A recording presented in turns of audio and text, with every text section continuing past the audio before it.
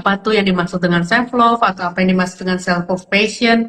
Mungkin Bu Anas bisa menceritakan sedikit itu apa artinya. Definisi self love itu adalah esensinya adalah suatu mindset kita maupun yang tercermin dari attitude kita, dari habit kita sehari-hari, bagaimana kita merasa diri kita berharga sih. Dan dalam perspektif kesehatan mental, segala sesuatu tuh spektrum teman-teman. Jadi dia bukan dikotomi hitam putih, oh nggak self love atau self love banget, tapi lebih ke dari skala 1 sampai 10, seberapa sih kamu ngerasa diri kamu tuh berharga dan layak dicintai. Dan kita bisa mulai dari berapapun titik kita hari ini. 10 tuh misalnya saya tuh merasa diri saya tuh berharga sekali, saya manusia yang layak hidup, layak dicintai. Tapi bisa juga mulai dari kayaknya saya cuman skalanya 3 deh sekarang. Kayaknya self love saya cuman 3. Saya tuh seberapa berharganya sih self love itu sih. Karena kalau kita ngerasa diri kita berharga, maka tindakan-tindakan kita yang kita lakukan sehari-hari kan akan berusaha membuat diri kita memang layak untuk hidup dengan kualitas hidup yang baik. Kita akan memilih melakukan hal-hal yang membuat kita merayakan hidup, bukannya membuat kita kayak melakukan hal-hal yang destruktif ke diri sendiri. Itu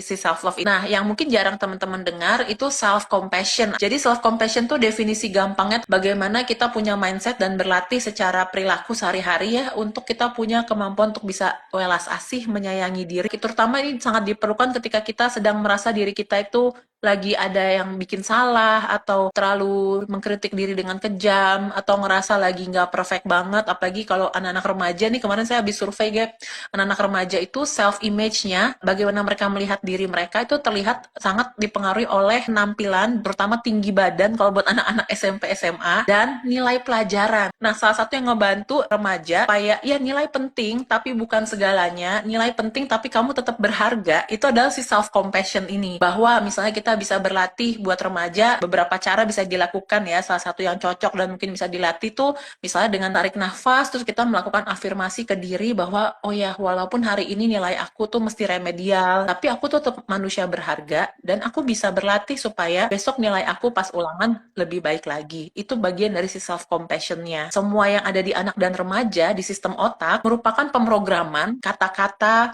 respon wajah dari orang tua dan guru. Jadi betapa pentingnya orang-orang dewasa di sekitar anak dan remaja melakukan respon-respon lewat kata-kata, ekspresi wajah, attitude kita yang ikut berkontribusi untuk mengembangkan si self-love, bagaimana anak ini mencintai diri secara sehat, dan untuk mengembangkan self-compassion bahwa walaupun hari ini saya gagal di hal ini, tapi saya manusia berharga dan saya masih punya hari esok untuk saya coba. Jadi self love itu memang harus didampingi sama self compassion juga ya Bu. Mungkin kalau sekarang kan anak-anak remaja ya self love gitu kan. Tapi kalau tidak dibarengin dengan self compassion juga kayaknya gimana gitu ya.